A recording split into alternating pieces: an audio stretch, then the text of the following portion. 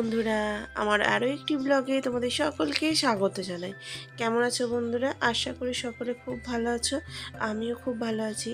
আজকে হলো বুধবার, সময় এখন সকাল 6:30 মতো বাজে। তো আজকে সকাল থেকে ব্লগটা স্টার্ট করছি। তো চলো বন্ধুরা, দেখতে থাকো। আর আজকে তো সকাল সকাল কিন্তু সূর্য মামা দেখা নেই। তো সকালে উঠে প্রথমে সূর্য মামারই দেখা মেলে, কিন্তু আজকে নেই। তো চলো বন্ধুরা, ব্লগটাকে স্টার্ট করা যাক। তো অনুষ্কা স্কুলে চলে গিয়েছে, বুঝতেই পেরেছো। আর এখন কাজ হচ্ছে সমস্ত জানালা এবং দরজাগুলো খুলে দেয়া, যাতে প্রকৃতির পবিত্র হাওয়াটা আমার ঘরের মধ্যে প্রবেশ করতে পারে। তো চলো বন্ধুরা, সকাল সকাল উঠে কাজে লেগে গিয়েছি। আর ঘড়িটা দেখেছো তো বন্ধুরা, এই সময়তে কিন্তু বাবু আজকে উঠে পড়েছে। তো এই সময় বাবু কোনোদিন ওঠে না। তো আজকে জানি না কেন কি হলো, বাবু উঠে পড়েছে। তো ওকে দিয়ে কাজকর্ম শুরু হয়ে গিয়েছে। দেখো, ওকে বসিয়ে দিয়েছে ওখানে খেলতে, একটু হাত মুখ ধুয়ে। আর আমি চলে এসেছি এখানে রান্নার কাজে। এদিকে সবজিগুলো সমস্ত কেটে নিয়েছিলাম। তো তারপরে দেখো বন্ধুরা, ভাতটাও বসিয়ে দিয়েছি। আর এখানে দেখো তরকারি রান্নাটা শুরু করে দিয়েছি। আর জানো তো, আমাদের ঘড়িটা অনেক সময় কিন্তু লেটে লেটে চলে।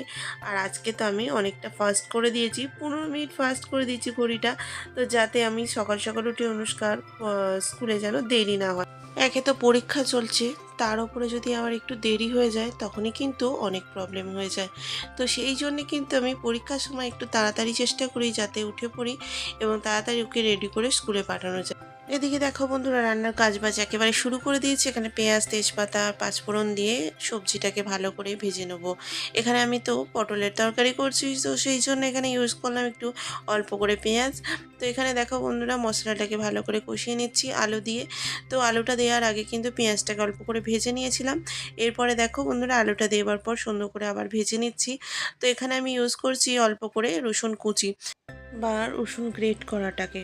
তো চলো বন্ধুরা, এভাবে মশলাটাকে ভালোভাবে কষিয়ে নিয়েছি। তো এখন অ্যাড করে দিলাম অল্প করে নুন এবং হলুদ। তো এটা দেওয়ার পরেই বন্ধুরা ভালোভাবে মশলাটাকে কষিয়ে নিচ্ছি। এরপরে অ্যাড করে দেবো একটু অল্প করে আদা, জিরে এবং ধনের একটা সুন্দর মশলা। তো এটা দেওয়ার পরে বন্ধুরা ভালোভাবে আবারও কষিয়ে নিচ্ছি, কারণ ভালোভাবে কষানো হলেই তবেই না তরকারিটার টেস্ট ভালো বাড়বে। তো কিছুক্ষণ কষিয়ে নেবার পর এর মধ্যে অ্যাড করে দেব লঙ্কার গুঁড়োটা, যেটা একমাত্র বাকি রয়েছে। এটা শেষে অ্যাড করছি এই জন্য যাতে চোখে না লাগে বেশি, যেহেতু বাবু উঠে পড়েছে এখন, সেই জন্যে। তো চলো বন্ধুরা, এদিকে মশলাটাকে ভালোভাবে কষানো হয়ে গেছে। তো এখন অ্যাড করে দিলাম হচ্ছে ভেজে রাখা পটলটি। তো ভেজে রাখা পটলটা দেবার পরেও ভালোভাবে মশলাটাকে কষিয়ে নেবো। সুন্দর করে কষানো হলে না মশলাটা দারুণ খেতে হয়। আর জানো তো, সবজিটা আজকে দারুণ খেতে হয়েছিল, টেস্ট। আর চলো বন্ধুরা, এদিকে কষানো হয়ে গিয়েছে, এখন অ্যাড করে দিলাম জল। তো জলটা অ্যাড করে দেওয়ার পরে অল্প করে ঢাকা চাপা দিয়ে অনেকক্ষণ রান্না করতে দেবো, 20 মিনিটের মতো। তারপরে আমার ওদিকে হয়ে যাবে। আর এদিকে দেখো বন্ধুরা, ভাতটা হয়ে গিয়েছে। তো ভাতটা চেক করে নিলাম, চলো এটাকে নামিয়ে ফেলি। আর 1 সিদ্ধ চালের ভাত তো তাড়াতাড়ি হয়েও যায়। তো চলো বন্ধুরা, এটা নামিয়ে নিই। আর সাথে সাথে বাবু ওদিকে খেলা করতে শুরু করেছে, ওকে একটু দেখে আসি। তো এদিকে দেখো বন্ধুরা, আমি ভাতটা নামানোর সাথে সাথেই কিন্তু ওর বাবা চলে এসেছে। তো এদিকে ওর বাবা দেখো বন্ধুরা নিয়ে এসেছে মাছ। আর আমি এদিকে দেখো পোহার কিন্তু ভিজিয়ে দিচ্ছি। বলতে আজকে তো অনেকটা সময় হয়ে গিয়েছিল, সেইভাবে নাস্তার কিছু করা হয়নি। তো আজকে ভাবছি একটু চিঁড়ের পোলা বানাবো, তার জন্য পোহাটাকে ভিজিয়ে দিলাম। আর এদিকে দেখো বন্ধুরা, ওর বাবা বিভিন্ন ধরনের মাছ এনেছে। ওদিকে এনেছে হচ্ছে একটু অল্প করে চিংড়ি মাছ আর একটু রুই মাছ। তো এদিকে বাবু দেখো বন্ধুরা খেলছে একা একাই। তো অনেকক্ষণ পরে এসেছিলাম, একটু দেখে গেলাম, কারণ কি ও একা খেলতে থাকে না, তখনই আমার কিন্তু মনে মনে হয় যে একটু বাবুকে দেখে আসি, তা নাহলে ও না একটু বিরক্ত হয়ে পড়ে। আর এদিকে দেখো বন্ধুরা, মাছটা ধুয়ে নিয়েছি ভালো করে। আর ওর মধ্যে নুন, হলুদ আর অল্প করে কাঁচা সর্ষের তেল অ্যাড করে দিলাম। তো কাঁচা সর্ষের তেলটা অ্যাড করে দিলে মাছের মধ্যে মাছটা না মুখে আর ছিটকায় না, কারণ আমার অনেক ক্ষেত্রেই মাছটা ছিটকে না মুখে প্রচুর লাগে। তো এখানে তেলটা বাড়ন্ত হয়ে গিয়েছিল, এটাকেও কিন্তু ঢেলে নিচ্ছি। আর দেখো বন্ধুরা, আমি কিন্তু ফরচুনের মাস্টার্ড অয়েলটাই ব্যবহার করি। তো এখানে অ্যাড করে নিলাম তেলটা।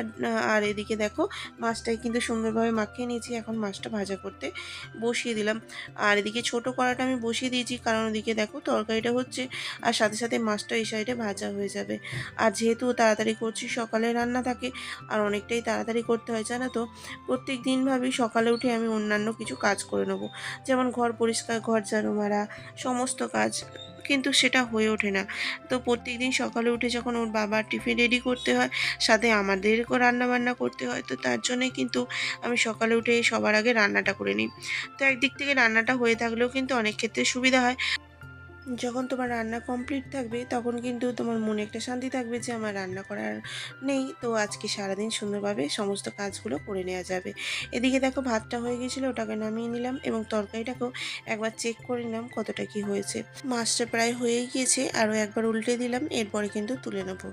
আর জানো বন্ধুরা, এখন তো সব জায়গাতেই শরৎকাল চলছে, অল্প মেঘলা, অল্প বৃষ্টি আর অল্প মেঘ, সুন্দর সুন্দর আকাশ দেখা যাচ্ছে সব জায়গা থেকে। তো আজকে আমাদের এখানে জানো তো মেঘলা করেছে, তো সেই জন্য একটু লাইট জ্বালিয়ে রান্না করতে হচ্ছে। তো লাইট জ্বালিয়ে রান্না করার সময় না আমার অনেকটা অসুবিধা হয়ে যায়, কারণ সূর্যের আলো এবং তাপে রান্না করা আমার অভ্যাস।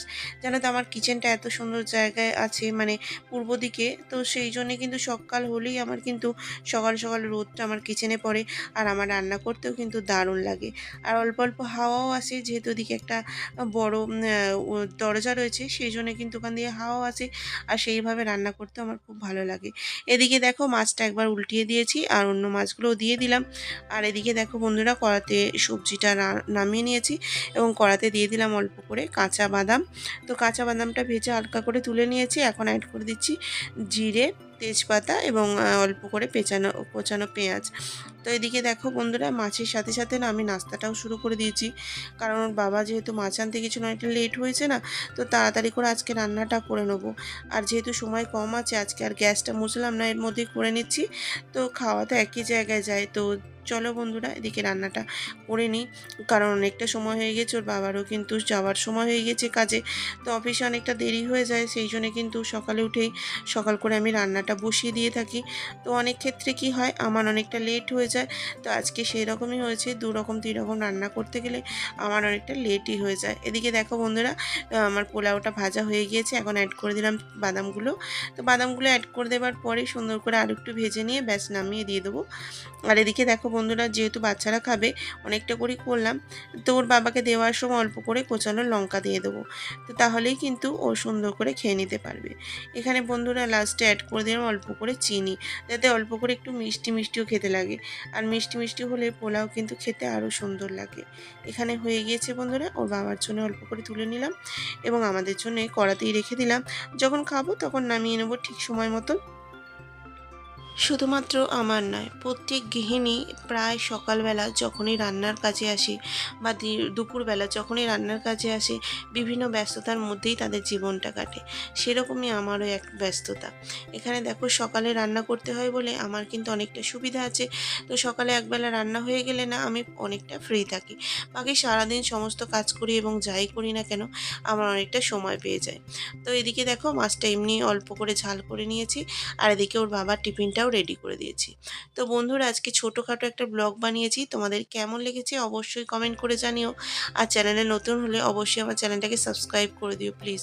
আর এদিকে দেখো বন্ধুরা, ওর বাবা পুরো সম্পূর্ণ রেডি হয়ে গেছে আর কাজে বেরিয়ে যাচ্ছে। আর কাজে বেরোনোর সময় জানো তো, বাবু অনেকবার কেঁদে ফেলে। আজকেই সেই দিনটা, ওর বাবা কাজে যাওয়ার সময় কিন্তু ও খুব কাঁদছিল, কারণ ওকে বলছিল যে বাবা আমাকে নিয়ে চলো। তো ওর বাবা তো কাজে যাওয়ার সময় ওকে কোথায় নিয়ে যাবে, তাই না?